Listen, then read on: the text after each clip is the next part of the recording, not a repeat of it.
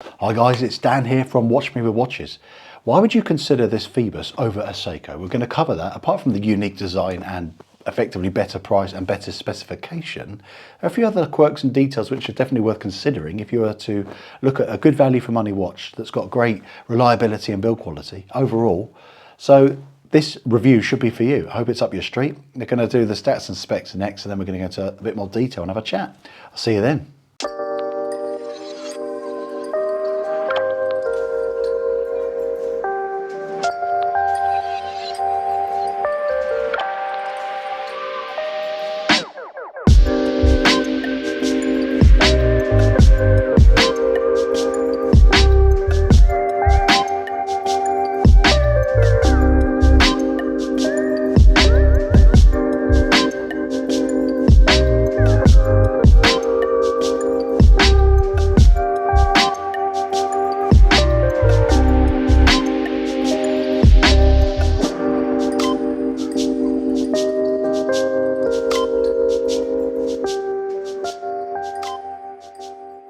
And let's start with why I'm not here to slander Seiko. I love Seiko watches. I'm just not so sure that I would be happy spending £400 to £600 on a Seiko Samurai.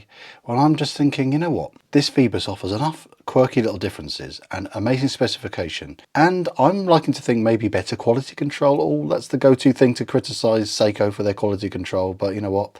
It's quite a common thing, and I've seen it on £400 to £600 Seikos from people that I know are absolute fans and have bought them. I'm not basing this on just crap I've seen on the internet. I'm basing off what frustrated, disappointed Seiko owners have shown me and I've seen, and I've gone, oh, that's annoying, the misalignment or this or that, the other. I even bought a discounted, beautiful Alpinist re-release, and that had a little tiny chip out of the dial, so it looked like a little pinprick was missing, and it had fluff under the dial, and it was running terribly. I was so disappointed. I didn't even have time to film it. I was just so annoyed. I didn't even want to film the thing to review it for you guys. And a previous Seiko I bought, which was the Seiko 5, the cement version, I bought that, and guess what? It was running so erratically. One day it was running fine, then next day it would totally stopped. But the time graph was running perfectly.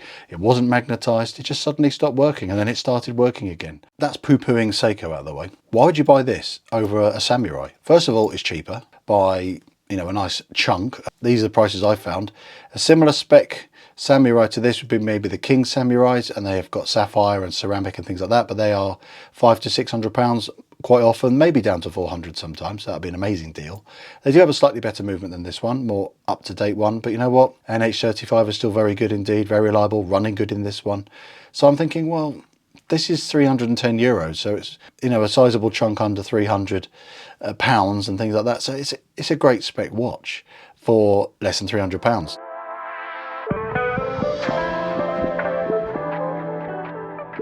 Another reason why you'd buy this over a Seiko, for example, would be this is still a dive watch. This is a 300 meter capable watch, not ISO rated. It's not a diver watch. Phoibos are very well renowned for putting lots of seals in their watches, in the crown, the case back, sealing the crystalline. It's a really good watertight, proper dive watch if you want to use it for that. But there's a little problem with that we'll get to in a bit later on, because there's no diver's extension. So if it's a diver's watch, you're not going to wear this with a wetsuit and put it over your wetsuit, are you?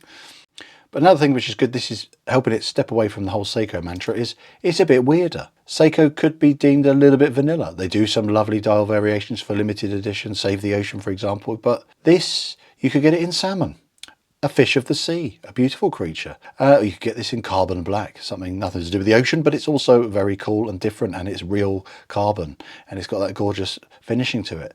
This has got a grainy texture to it. That's different. You've got blue, and you've got green and black. Nice choices. I think there's a white, yeah, there's a white one as well, but that's not a full loom. That would be cool if it was. But the point I'm getting is you still get really good choices here and variations, which you don't normally always get when you buy something from something that's a bit more mainstream. That's why it's good to go with these micro brands.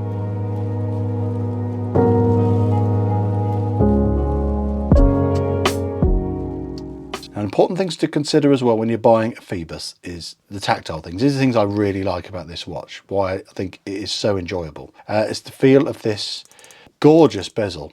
A bit slippery, that's the first criticism, to flip it to not being just gushing praise. The feel of the 120 clicks, the sound and everything is up there with Swiss quality. It is sensational. Everything lines up. The fully lume bezel insert is amazing. Glows like a torch. The whole blooming thing glows like a torch as well. I know Seiko, if I keep drawing comparisons to them, do amazing lume. This is even better. 15 layers of the blooming stuff, and it holds out. It's one of the best lume I've seen on many watches. I know it gets to the point where it's almost, they're all about the same.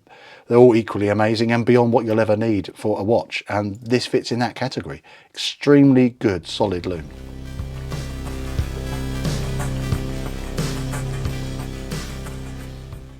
And then move on to this lovely crown. It doesn't have any crown guards, so it has a slightly unusual look to it by not having the crown guards. But that's probably what helps this watch seem smaller than its 42mm case size would suggest, because it wears better. It doesn't have the extra weight and sort of visual impact of all the big chunky crown guards here. I really like this amazing knurling design you have on here. Really interesting, and it really helps it be grippy. Good size as well, really nice and easy to get a grip on. Beautiful pop when you pull it out. That sounds really dodgy. Each little click of the crown is really positive. Very little play and wobble on there, and it just bites immediately when you screw it back in. Really nice. Brushing on here is extremely smooth. Phoibos really know how to get their finishing done right. And what breaks it up a bit, which is just a nice amount just to play with the light a bit, you get the side of the bezel is brushed, and then the top bit here is just a little bit of polish. Again, that doesn't help with the slipperiness, but I think the depth of these cuts could have been a bit better for grip. But again, I think it just helps the aesthetic look just about right. Then, like I said here, with the brushing is then broken up with this polished chamfering on here. But then the rest of it, it's all brushed everywhere, even on the underside. That just, I think brushed case backs are the best because they hide the scratches better and they still play with the light. You get that lovely sunburst effect, and I just think that is so lovely. Really plays with the light, and it's so simple. Phoibos, 300 meters, that's it.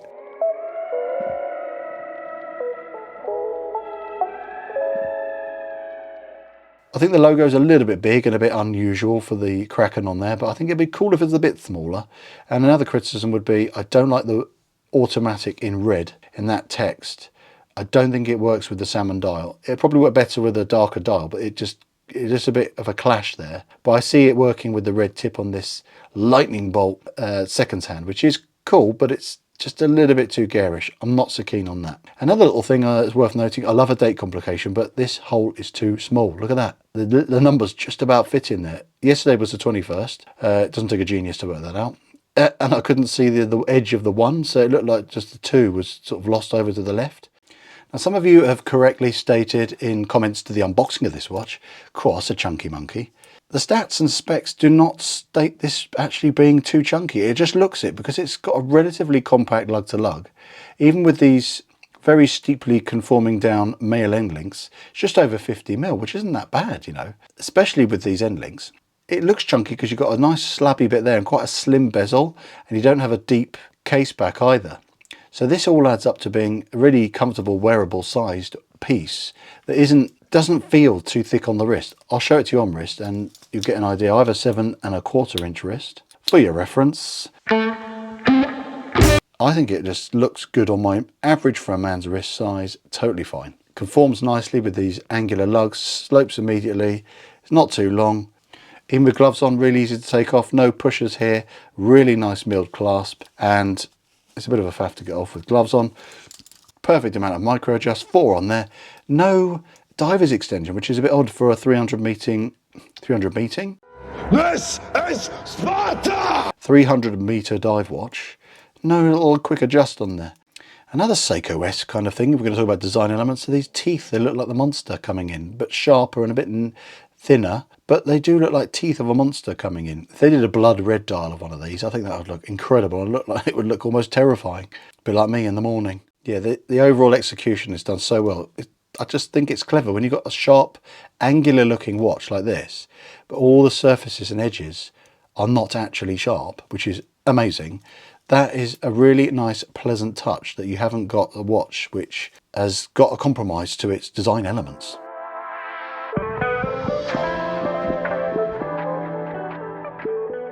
So another slight criticism would be, yes, I think this part of the clasp is a little bit cheap. It's definitely pressed. The rest of this is really nicely done. Now I've got to do a bit of self-promotion now because I do love to talk about my straps I sell in the store, and I've got a few little delights to share with you to put on. Now all three straps I'm going to show you quick are in black. They are all available in different colours because I like to offer variety, a bit like on the channel, but I've done black for this one because salmon coloured dials is a real tricky colour to pair with. This is made with FKM rubber, beautiful quality. It's not like silicone. This doesn't get lint on it. This is tougher, still soft and flexible. These come with built-in spring bars for quick and easy zero tool removal, and they're just the right length, nice taper, breathable holes, and if you want to blend a bit of old with the new contemporary, this is a nice mix. Next one is the Pioneer. This is a bit more of a interesting choice, and this Pioneer is a bit more of a contemporary style piece with little taper, again good for chunkier watches, and for diving it's got this lovely locking bit so you don't have the tab flapping about, and it locks into this part here. It just looks stunning, really comfortable, and that extra chunk there helps the watch just look like it's meant to be paired with this strap. So I call this the Tropic Waffle Hybrid because it's a bit like the Tropic because of all the holes, but it's got a waffle texture on it. So I call it the Tropic Waffle Hybrid. Didn't take a genius to work that one out, did it? So, but these are nice. They're quite thin, and there's so many, plenty of holes on here. It's a nice design, so easy to get it to fit you, unlike these gloves. And there you go. Again, play on texture, breathable, light, comfortable, and again, black, working with the black bezel and the black logo, really smart. So in summary, this is actually my favourite Phoibos I've seen so far. It's fun, it's playful, it's interesting, it has a quirky, unique design, and it is different enough from the Seikos out there to really stand out in the marketplace. If you want something that isn't just a bit of vanilla, with a lot more choice, and again it's very affordable, I don't think you'll be disappointed at all in this beautiful watch. Now, if you've enjoyed this video, I've done a lot of others, do consider clicking on one of my other videos and enjoy some perspective on some other pieces. If not, it's been a pleasure sharing this review with you, and I'll see you in another one. Bye for now.